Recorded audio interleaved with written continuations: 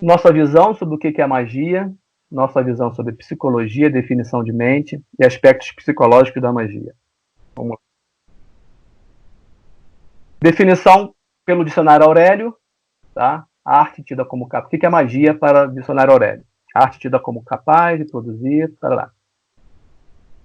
Eu gosto dessa do Papos, tá? Que eu retirei do livro Tratado Elementar de Magia, que é a ação consciente da vontade sobre a vida.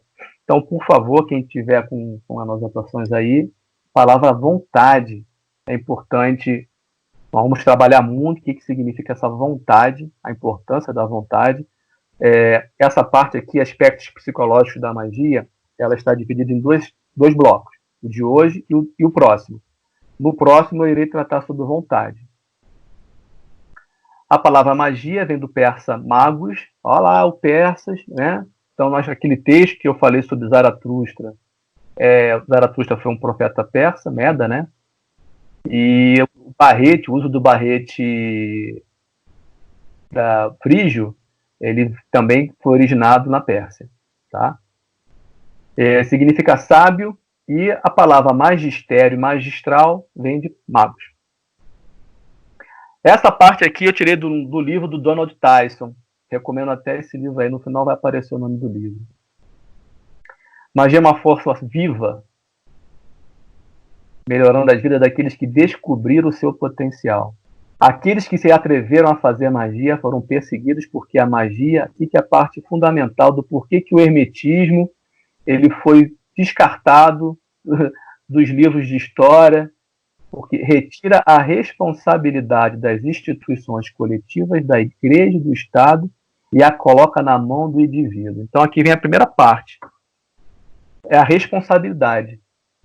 Né? Então quem quer se conhecer, né? Conhecer a si mesmo, conheça-te a ti mesmo, né? Quem quer se conhecer, quem quer traçar esse caminho, ele vai abraçar, vai vocar para si a responsabilidade da sua vida.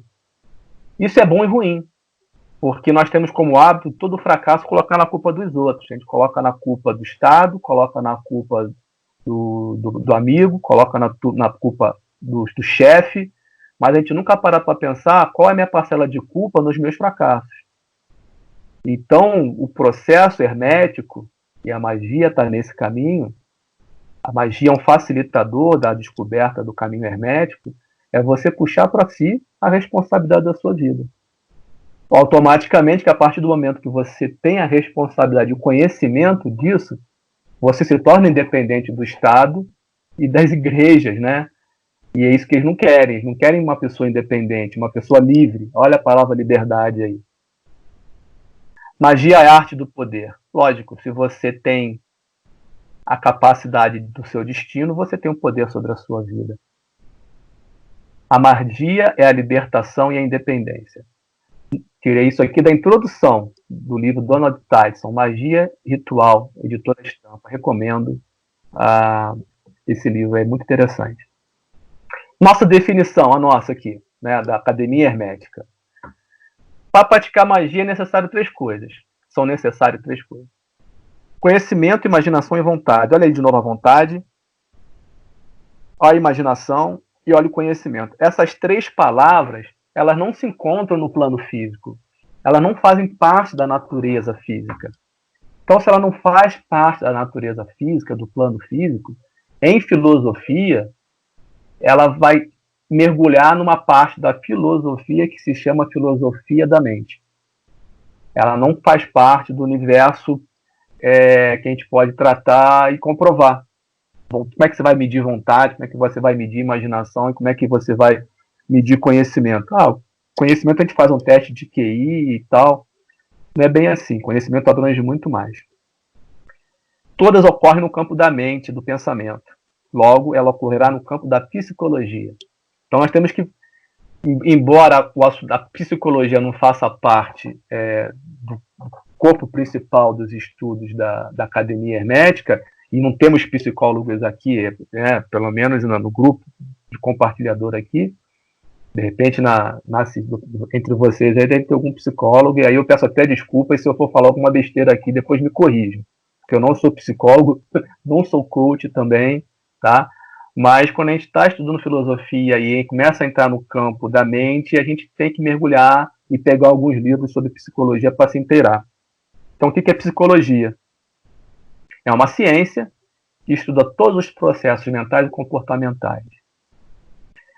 Por que é importante o processo comportamental? Porque a ciência gosta de provas, né? Tudo tem que ser provado para se chamar ciência. Então, os psicólogos e os psicanalistas perceberam, os psiquiatras, desculpa, os psicólogos e os psiquiatras descobriram o seguinte: olha, vamos estudar então, para sermos considerados como ciência, vamos estudar o comportamento. E pelo comportamento você tem como dizer, olha, isso aqui é uma ciência, porque a pessoa age de um jeito ou age de outro, está agindo, então está se manifestando aqui no plano físico. Então, através do estudo do comportamento e dos processos, né, mentais, que tem um resultado no plano físico, ela pode ser chamada de ciência. Tá? Classicamente, psicologia vem da junção da palavra psique com a palavra logos. Tá? Psique tinham vários significados na época grega. Ela é basicamente alma, vida, tá? Mas é aquela vida que dá movimento, uma energia, né? É vida. E logos é um conjunto de leis, é como se fosse como o logos, né? Como o universo é formado. A ordem é a palavra que cria a ordenação do universo. O universo foi criado por um logos. Então, a psicologia é a organização dos processos da vida. Seria basicamente isso, né? A origem da palavra. Alguns dizem que a psicologia é filha da filosofia, porque quem começa os estudos lá atrás, né, Platão e os antecessores a Platão também, ele começa a discutir sobre a duplicidade, a dualidade da vida. Temos uma parte física, mas existe uma outra parte que a gente não pode ver, mas que existe. Então começa a mergulhar nessa parte, analisando, especulando, é que começam a estudar e surge a psicologia. Sou fã desse cara aí, o Jung. Eu particularmente, quando eu estudo psicologia, eu vou ao pensamento dele. Eu sei que teve Freud, etc., mas eu me identifico muito com... Pode não ser o melhor, mas tem quem não gosta, quem gosta. Sim, mas como eu não sou psicólogo e eu estou engatinhando nesse universo ainda, eu sempre recorro, quando eu tenho dúvida, eu recorro sempre aos pensamentos do Jung. O indivíduo não realiza o sentido da sua vida se não conseguir colocar o seu eu a serviço de uma ordem espiritual e sobre-humana. Essa ordem espiritual é que é o Logos, para psicólogos, né? Logos é essa ordem espiritual e sobre-humana. É por aí. Tem gente que não crê em nada, né? É ateu e tal. Até respeito, eu entendo, mas eu também concordo com o Jung quando ele fala isso aí. Não precisa crer num Deus, não precisa ir numa igreja, ter fé e essas coisas. Talvez não precisa. Mas entender que existe algo superior, uma mente superior, coisas que estão um pouco mais além, e entender isso aí é que faz com que a pessoa encontre um sentido na vida dela. Acho que muitas pessoas têm tantas posses, tanto dinheiro, é bem sucedido na profissão, na carreira, é bonita, e acaba cometendo um suicídio, acaba entrando em depressão, é porque talvez ela não tenha entendido ou colocado a vida dela em harmonia, né? A harmonia, que harmonia? Aquela harmonia que a gente viu lá com Apolo. Entender o que significa isso tudo. Definição de mente. Vamos mais uma vez analisar a palavra psique, já falamos, né? Respiração, sopro de vida, alma, vida. Algumas questões levantadas pela filosofia da mente. Como eu disse, a palavra filosofia, ela se divide em vários campos, né? Semiótica, epistemologia e tal. Um dos ramos da filosofia, até se alguém for fazer uma faculdade de filosofia, quiser fazer um mestrado, um doutorado, tem essa especialidade, esse ramo da filosofia da mente. O iluminismo é uma época dos grandes filósofos, né, que eles rebatem um pouco os filósofos gregos, os filósofos antigos, vamos chamar de filósofos gregos, filósofos da antiguidade.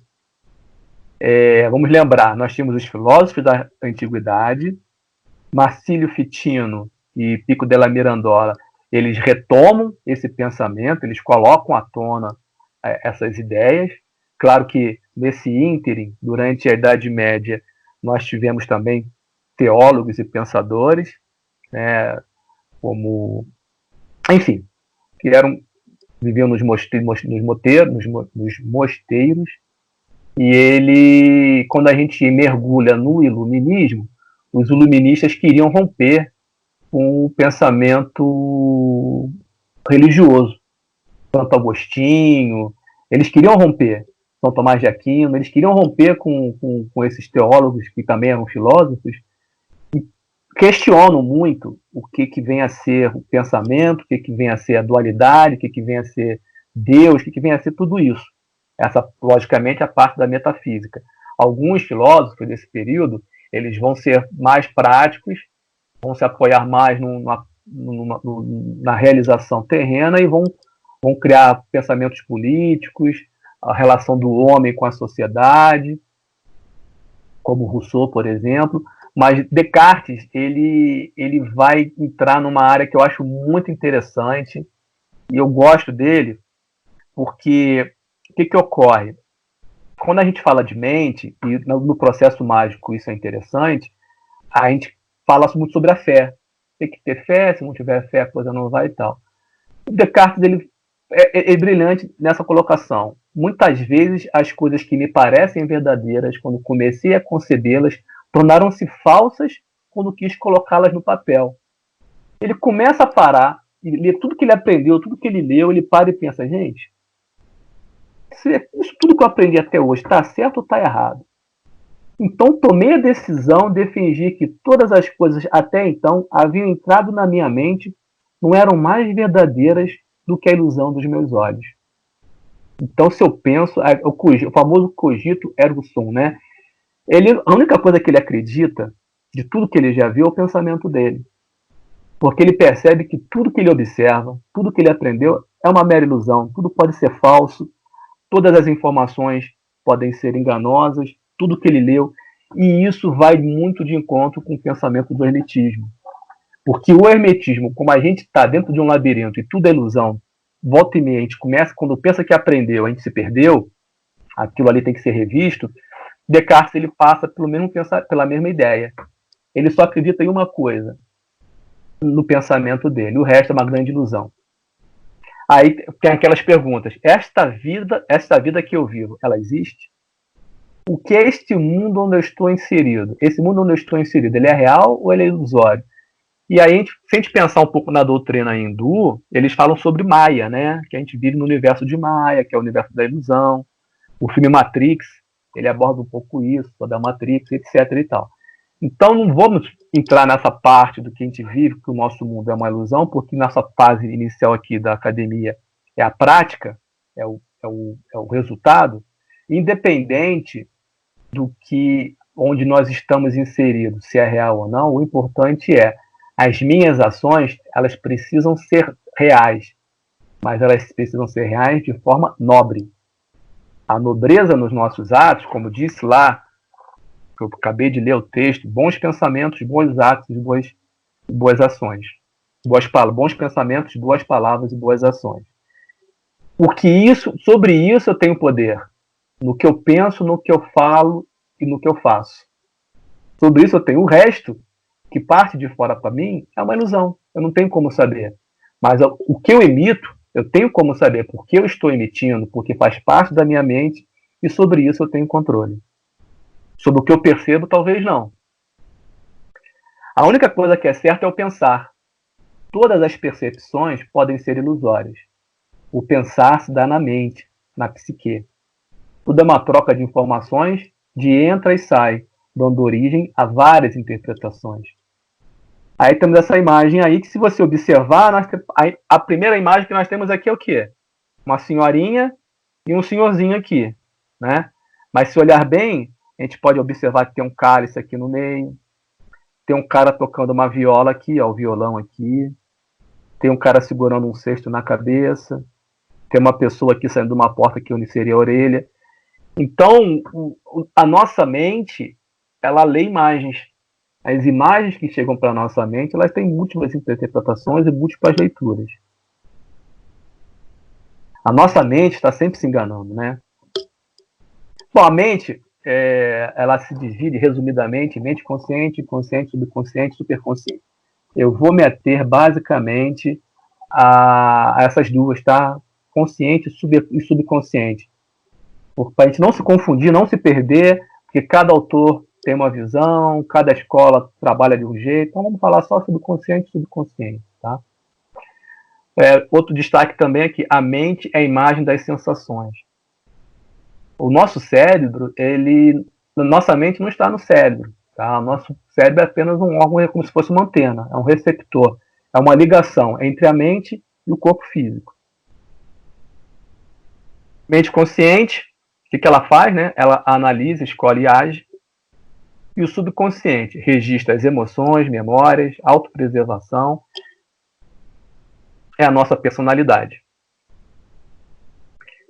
A mente subconsciente absorve tudo ao nosso redor. Isso aqui, eu gostaria que vocês anotassem, quem puder, tá? Subconsciente. A gente não está percebendo, mas nós já estamos ficando incomodados com aquele local. E isso vai gerar atos e etc e tal. Mesma coisa no carisma, na empatia ou na antipatia, que é o que é aquela pessoa antipática, aquela pessoa que não tem empatia, não cria um elo, uma ligação. E quem faz isso é essa leitura, quem faz é o nosso subconsciente. Então é aquela velha frase, né?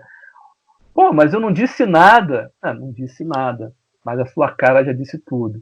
Entendeu? Então, às vezes, o nosso subconsciente ele se manifesta no olhar, no traquejo, num sorriso ou num rosto sério. Às vezes, subconscientemente, o nosso corpo está criando aquele negócio ali e o outro está captando também de forma subconsciente aquilo ali. Tá? Então, o que é o nosso, em termos de mente?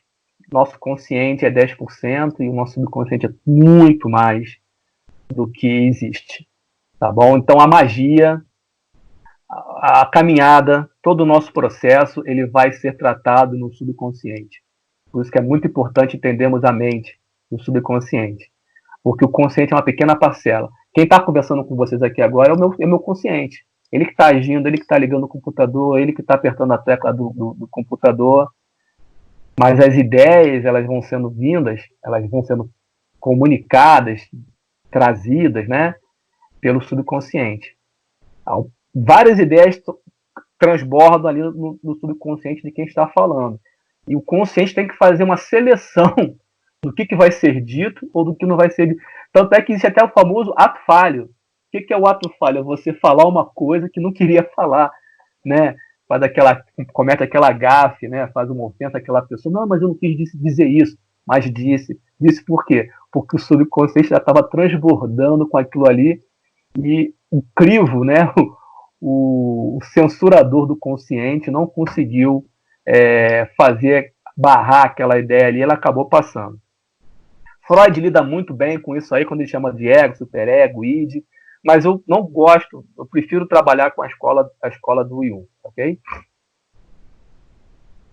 O consciente, ele faz uma abordagem objetiva e concreta, e o subconsciente é a linguagem dos símbolos. Então, por favor, quem puder anotar, anote aí a linguagem dos símbolos. Símbolos é a junção de imagens, é a junção de ideias, né?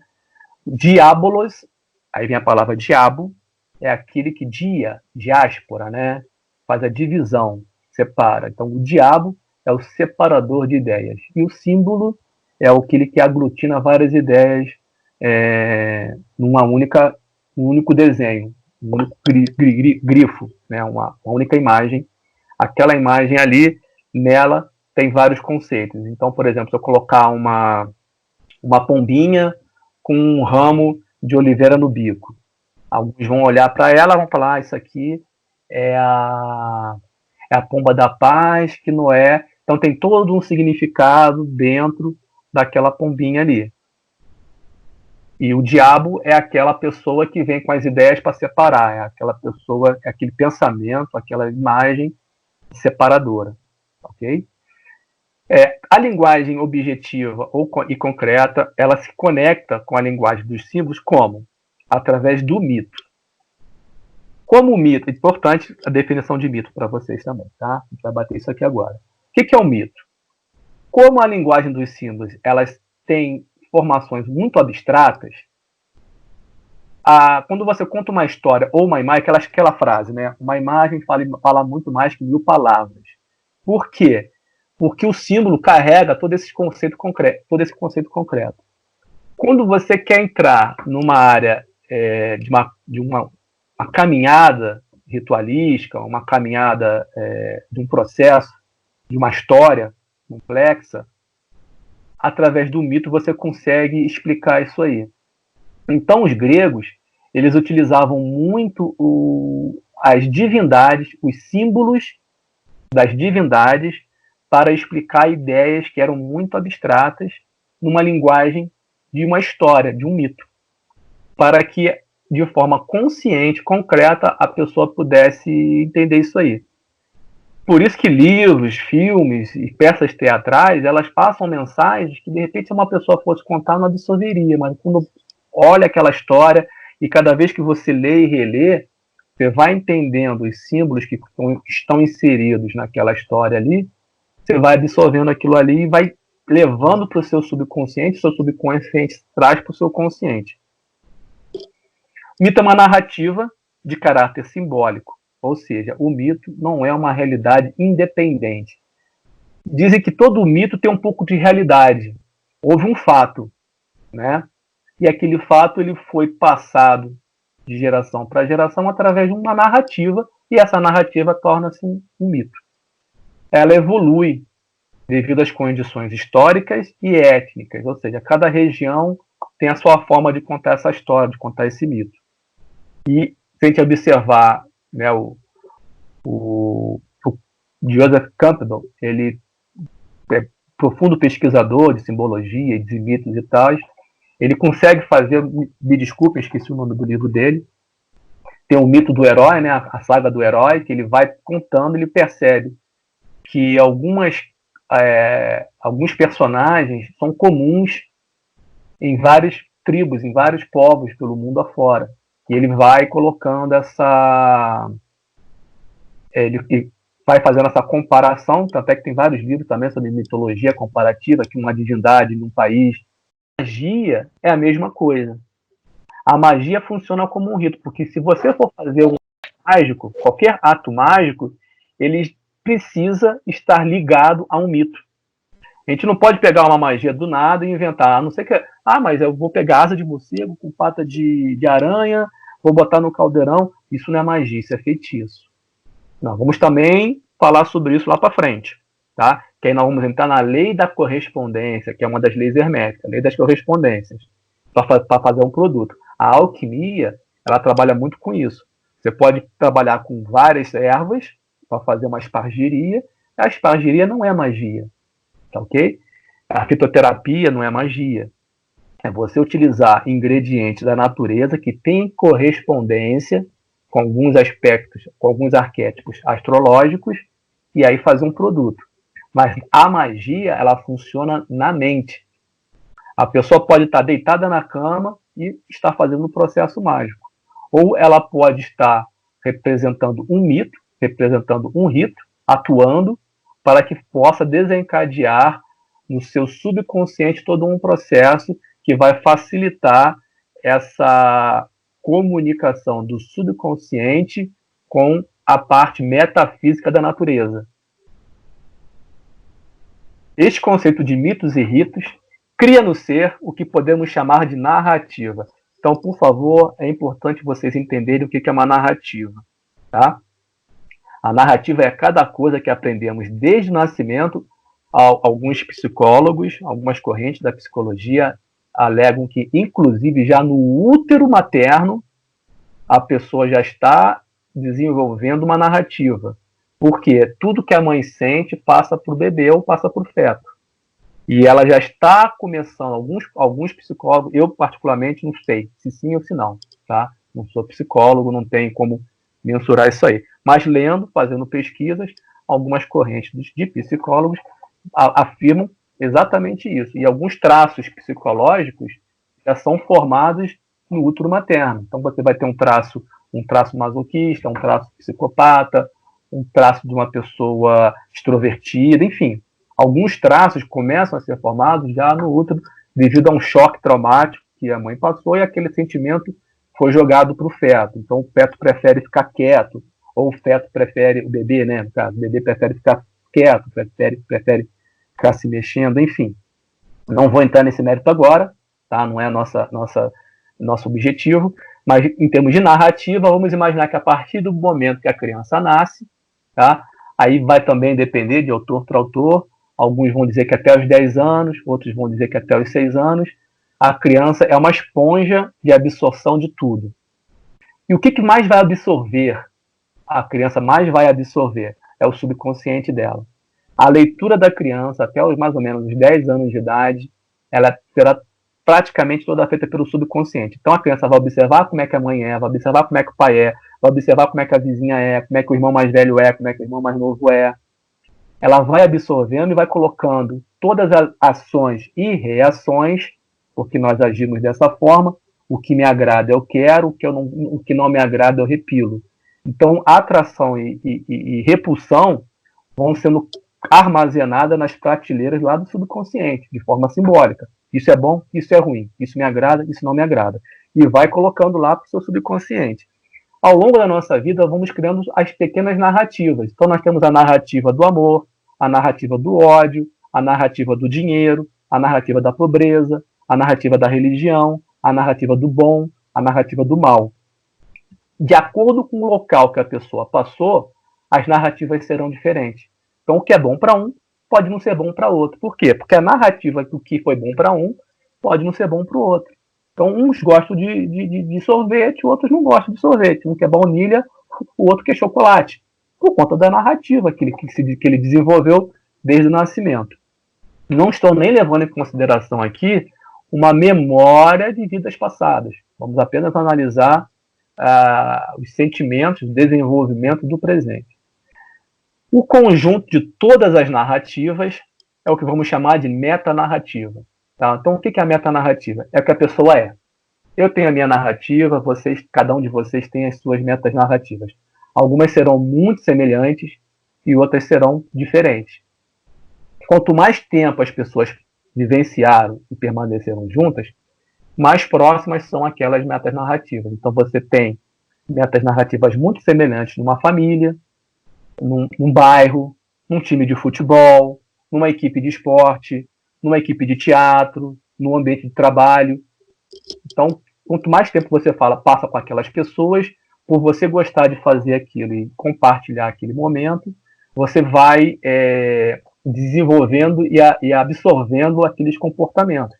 Então, por exemplo, a pessoa tem um jeito, né? Como o ser humano é um bicho social, ele precisa ser aceito em um grupo. Então ele vai se adaptar e vai tentar ser igual àquelas pessoas no qual ele está sendo introduzido. Então ele é uma pessoa tranquila e cometeu um erro, foi preso. Vamos pegar aqui um cenário bem louco. A pessoa vai presa. De repente, no primeiro dia, ela ainda vai guardar um pouco do seu jeito antes de estar preso. Mas aos poucos, depois de 10 anos, 5 anos no presídio, quando ele sair de lá, ele terá absorvido todas as características, todas as narrativas que ele conviveu com aquelas pessoas ali e vai modificar ou vai transformar a sua metanarrativa devido àquele período que ele passou ali. Então, os lugares que nós frequentamos, as pessoas com as quais convivemos, elas influenciam na nossa narrativa e criam a nossa metanarrativa. Então, é interessante isso aí. Essa imagem é bem interessante. Todo mundo já deve ter visto já, não é novidade para ninguém. Né? Circulou muito pelo Facebook. E aí, um outro termo que eu gostaria que vocês anotassem aí. O que é realidade, né? A realidade individual e a atualidade, ou ideia-prima. Tá? Platão vai chamar essa ideia-prima de ideia, É o mundo das ideias, que Jung vai chamar de arquétipo, né? Então, esse símbolo que está no chão, que não é nem um 6, nem um 9, é um desenho apenas, Jung chama de arquétipo, né? Arque, antigo, tipos, escrita antiga, que vem desde lá dos nossos antepassados. Só que devido à meta-narrativa de cada um vai ter uma leitura. Então, um vai ter devido à sua meta-narrativa, vai ter uma leitura, e o outro vai entender como 9 e o outro vai entender como 6. Outra forma de definir também são esses 3 campinhos aí, desenho no papel, fotográfico, etc. Aí, esses 3 campos, nous, psique e soma. Vamos abordar rapidamente o que são esses 3 campos aí. Para o pessoal de várias correntes aí, o soma é o corpo físico, psique é o corpo astral ou psíquico, e o nous seria o corpo mental, o espírito. Aí cada escola, cada doutrina vai batizar. Mas vamos trabalhar apenas agora com a psique e o soma. Não vamos entrar hoje no nous, tá? Nous, psique e soma. O soma é a realidade individual, aquilo que nós acabamos de falar, né? E a atualidade, verdade ou ideia-prima é o nous, que Jung chama de arquétipo. E o soma é aquilo que cada um via. Um via um 6, outro via um 9. Então existe algo errado, alguma coisa esquisita aí entre a ideia-prima e a realidade individual. O que houve de errado aí? Houve uma corrupção no processo. Nesse meio termo aí, vocês se lembram que Apolo segura a lira, até que eu falei que poderia ser um prisma? Na alquimia, a alquimia ela quer o quê? Ela quer reunificar essa realidade em ideia-prima. E como é que ela faz isso? É o famoso solve e coagula. Então, algo que está solto, dissolvido, né, espalhado, será reagrupado, coagulado e voltar para a ideia-prima. Então, o solve coagula da alquimia é você sair da realidade múltipla, essa que nós vivemos, e retornar e entender o que é a ideia arquetipal, a ideia-prima. Então, ali na psique que está o problema. Vamos aqui aos mitos. Como eu disse, todo mito é uma forma de contar uma história. Olhando o tempo aqui, ok? Todo mito é uma forma de... Então vamos à titanomaquia, né? A titanomaquia, que é a história, vou contar rapidamente.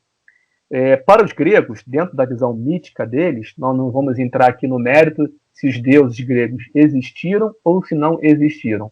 O que nós vamos tratar sempre aqui nessa fase da academia é que os personagens divinos, eles simbolizam, vai ficar até engraçado, eles simbolizam símbolos, eles representam símbolos, tá? E esses símbolos têm uma interação fazendo uma história, e essa história são os mitos, ok? Então, dentro da titanomaquia, o universo foi criado, né? Foi criado teve o caos, etc. Aí do caos, Uranus e Gaia se separaram, depois se juntaram, aí nasceu Cronos, né? Que é o tempo, que em romano é Saturno, e Saturno queria ser o rei. Então a gente começa a entender um arquétipo aí já, uma ideia. O que seria essa ideia aí do Cronos? É o tempo. Então nós vivíamos numa dimensão sem tempo e sem espaço. E Cronos, o tempo, ele cria a 4ª dimensão, a dimensão do tempo. O tempo passa a contar. E aí ele não queria perder o trono, porque ele já tinha destronado o pai dele, que era o Uranus, né? Então ele tinha medo que um outro filho fizesse isso. Então todo filho que nascia, ele comia. Só que aí a esposa dele ficou, peraí, não pode acontecer isso. Vou salvar um deles, aí é Zeus. Estou contando a história rapidinho, tá, pessoal? Porque senão o tempo... Aí ela escondeu Zeus, Zeus ficou escondido. Quando Zeus cresce, ele faz o pai, Cronos, vomitar todos os irmãos, e ele luta contra os titãs, né? E aí chama-se de titanomaquia, que é essa guerra entre os deuses do Olimpo, chamados de olímpicos, né? Zeus, Poseidon, Hades e tal, contra o pai dele, que era Cronos, e os gigantes, os ciclopes e etc. Bom, quem ganha essa história foram os olímpicos, né? Zeus, Poseidon e Júpiter. Quando termina, eles dividem o universo entre eles três. Zeus fica com o céu, e vai morar lá no Monte Olimpo. Poseidon fica com o mar, e Hades fica com o submundo. Ok? A representação dessa divisão é esse desenho que está aí, Nous, Psique e Soma. É a forma que os gregos tinham de contar esse desenho que está aí. Tá? Então, Zeus representa o Nous, Poseidon a nossa psique e Hades é o submundo. E é o plano físico. Mais para frente, nós vamos entender por que nós estamos no submundo. Tá? Quando a gente estudar o mito da caverna de Platão, a gente vai perceber que esse Hades aí é o inferno. Não, não é o inferno. É a caverna onde nós estamos dentro. Nós vivemos, na verdade, no Hades. Tá? Então, já que voltando rapidinho aqui, peraí que eu vou voltar. Voltando aqui em Poseidon, vou dar um zoom nessa explicação aí de Poseidon e a psique, tá? Ampliando. Olha que interessante. A palavra psique começa com essa letra aí, grega, que é o psi, tá? E o que Poseidon carrega na mão? Ele carrega um tridente, tá?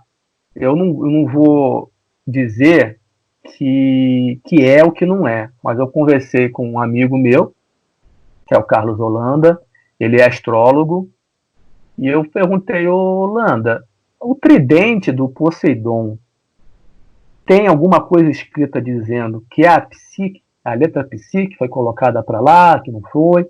Quem tomou emprestado de quem? Poseidon que tomou a letra emprestada e fez o tridente, ou os gregos, quando resolveram escrever a palavra psique, pegaram o tridente do Poseidon e desenharam a letra? Ele também, nós não temos, eu não vou ser leviano aqui de dizer que foi isso que aconteceu, porque eu não vivi naquela época e também não tem livro dizendo que sim nem que não. Mas leva-me a pensar, né, a especular essa possibilidade. Tá? Então eu não posso dizer que foi isso, mas que existe uma profunda relação, eu acho, né, eu acredito, me lembro, vou falar que eu acho, eu acredito que tenha, mas eu não posso atestar porque eu não sou, eu mal falo grego, não sou profundo conhecedor do idioma grego, gosto da cultura grega, mas não posso dizer que é isso, que eu seria leviano da minha parte. Se alguém aí tiver como corroborar com essa teoria aí, depois eu agradeço aí, tá? Mas é uma coisa a se pensar. Olha uma coisa interessante sobre a simbologia de Poseidon, que na astrologia é chamada de Netuno, tem a ver no mapa astral e no mapa natal da pessoa. Olha só que interessante. O que o planeta Netuno representa no signo ou no mapa da pessoa, no mapa astral?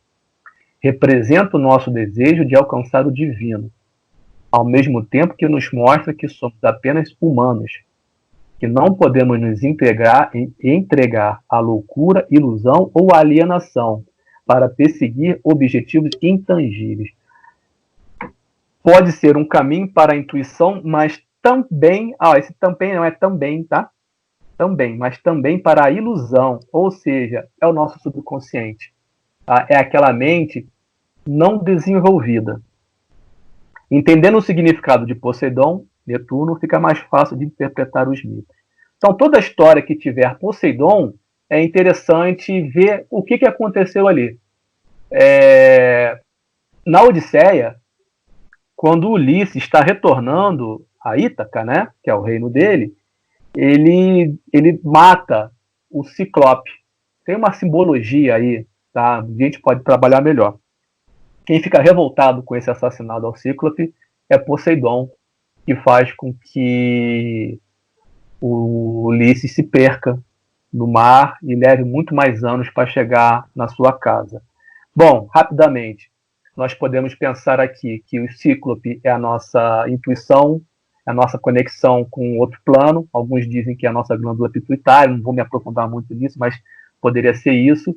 E aí seria você perdendo a pituitária, essa conexão com o seu algo mais, ou algo além, você ficaria imerso nas suas ilusões do subconsciente. Então, quando a gente for ler a Ilíada e entender essa simbologia, é isso que está acontecendo com o nosso herói na sua aventura, na sua saga. Tá bom? Então, voltando aqui à nossa gravura, nós temos ali Zeus, Poseidon e Hades, né? E nas interseções entre esses planos, Apolo e Atena. E aí voltamos ao símbolo da academia, tá? Apolo e Atena. Vou voltar rapidamente, guardem essa ideia, tá? Por que um está lá e o outro está aqui, o que significa Apolo e o que significa Atena. Lembrando que é o Apolo que faz a fragmentação da luz primordial, da ideia prima. Ele tem a harpa para fazer essa difusão, esse solve, essa abertura. O homem, aqui é palavras de Platão no seu livro A República, tá ok? O homem retrata-se inteiramente na alma, para saber o que é e o que deve fazer. Deve olhar-se na inteligência, nessa parte da alma na qual fuge um raio, a sabedoria divina. Inteligência é a capacidade de escolher dentre, inteligere. Tá? Naquela transparência que eu falei de Atena, eu bati nisso aí, que eu passei um pouco rápido lá.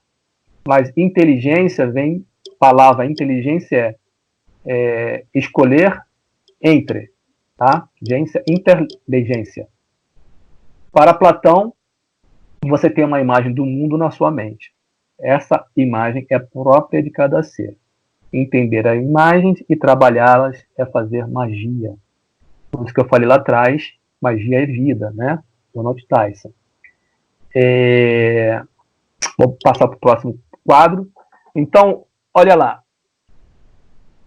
Como nós não temos acesso direto ao nous, tá?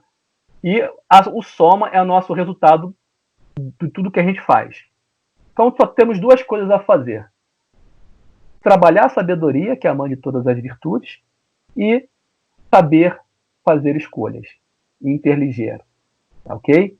São as únicas coisas que a gente consegue manipular ou trabalhar. Voltando aqui a Platão. O homem retrata-se inteiramente na alma para saber o que é e o que deve fazer. Deve olhar-se na inteligência, ou seja, Atena, nessa parte da alma na qual fuge um raio da sabedoria divina, ou seja, Apolo. Gente, Atena e Apolo aqui são símbolos, tá ok? Ou não. Voltamos ao mito, fechamos aí a nossa ideia, tá? Mas vamos agora imaginar que são universos. O nous, a psique e o soma, são planos, são camadas. E o que nós vamos ter agora com esses planos e com essas camadas? Nós temos aqui o caduceu do Hermes. Tá? O Hermes, que é Mercúrio, para os romanos. Hermes tem esse símbolo do caduceu. E eu peguei um trecho do hino órfico. Tá? Ó, eu já falei do Orfeu, mistérios órficos. Então, o hino órfico a Hermes. Caduceu é o símbolo de paz e harmonia. Continuando. Aquele que vai dos deuses aos homens e nos conduz para outra vida. Dos deuses, lá do nous, aos homens, lá em Soma. É o caduceu que faz. Claro que o caduceu também tem outros significados, né? Um dele é a nossa energia, né? Que vai passando pelos chakras, vai subindo, vai cruzando. Isso é num aspecto microcósmico. No aspecto macrocósmico, o caduceu simboliza a interação entre esses três planos. A filosofia hermética viva entender o equilíbrio e a interligação desses três universos. Conhecer as leis que regem os três mundos, principalmente o psíquico, é fundamental. Por que o psíquico é o mais importante de estudarmos? Conhecendo e dominando o mundo psíquico ou mental, poderemos praticar a magia de forma séria e segura. O aprofundamento nos ensinamentos metafísicos ocorrerá com a ampliação da consciência e o entendimento do que é mente. Então, é fundamental sermos conscientes. Todo esse conjunto, mente e corpo, trabalhando em harmonia, levará em equilíbrio a cada aspecto da nossa vida. A interação entre mente, emoção e corpo, ela ocorra de forma consciente, que a gente não seja um joguete das pessoas que nos cercam, que a gente não seja um joguete da cultura que nos cerca, que a gente não seja um joguete de tudo que nós aprendemos na nossa metanarrativa. que a gente possa rever a nossa metanarrativa, reavaliá-la e corrigi-la. Corrigi-la em direção ao quê? A essa energia que simbolicamente vem lá de Apolo. A gente tem a capacidade do escolher entre, de forma consciente, não mais de forma subconsciente, porque o subconsciente ele absorve. O subconsciente ele não tem o certo e errado. São apenas informações. O certo e errado tem várias conjunturas que um dia nós vamos falar sobre o bem e o mal. E ali não vamos falar o que é certo e o que é errado, né?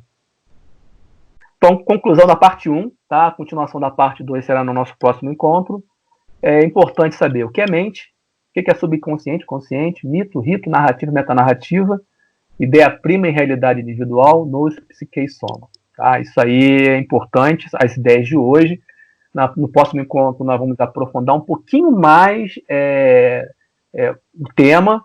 Isso aí já é considerado como assunto colocado, né? Nós colocamos essas ideias aí e será recorrente.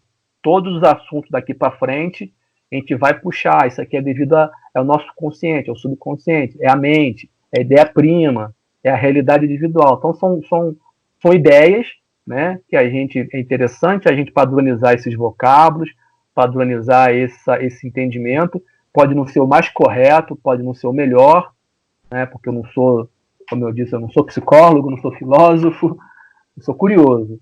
E aí nós colocamos esses vocábulos aí, essas ideias que vão ser muito utilizadas na nossa academia.